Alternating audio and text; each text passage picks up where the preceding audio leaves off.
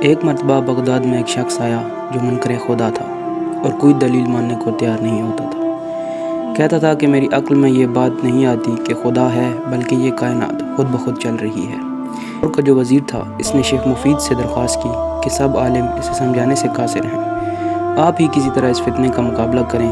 یہ تو روزانہ دربار میں آتا ہے اور کہتا ہے کہ کوئی مسلمان مجھے قائل نہیں کر سکتا، جبکہ آپ کو معلوم ہے کہ اس دربار میں غیر مسلموں کے سفیر بھی ہوتے ہیں۔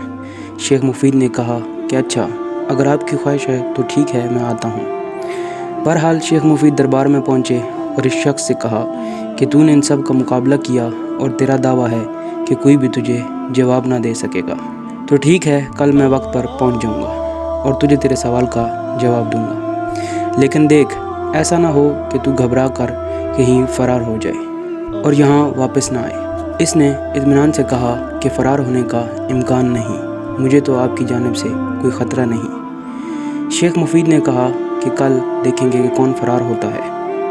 اب اگلا دن آیا تو شیخ مفید کو دربار میں پہنچنے میں تھوڑی سی دیر ہو گئی، تو وہ کہنے لگا کہ شیخ مفید خوف سے بھاگ گئے ہیں۔ جب شیخ مفید کافی دیر کے بعد دربار میں داخل ہوئے اور فرمایا کہ میرے دیر سے آنے کا سبب یہ تھا کہ میں نے آج ایک عجیب منظر دیکھا کہ میں حیران رہ گیا کہ میرے قدم آگے نہ بڑھ سکے۔ میں نے دیکھا کہ دریا میں ایک کشتی چل رہی ہے، کوئی چلانے والا نہیں ہے، وہ کنارے پر جاتی ہے، مسافروں کو اٹھاتی ہے، دوسری طرف اتارتی ہے۔ بس یہ منظر جو میں نے دیکھا کہ کوئی کشتی چلانے والا نہیں تھا، کشتی خود بخود چل رہی تھی۔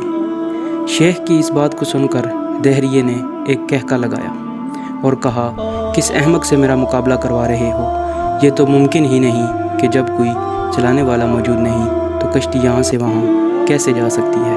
بس جیسے ہی اس نے یہ بات کہی، شیخ مفید نے کہا، تو مجھے احمق کہہ رہا ہے، جبکہ تو اپنے بارے میں کیا خیال رکھتا ہے؟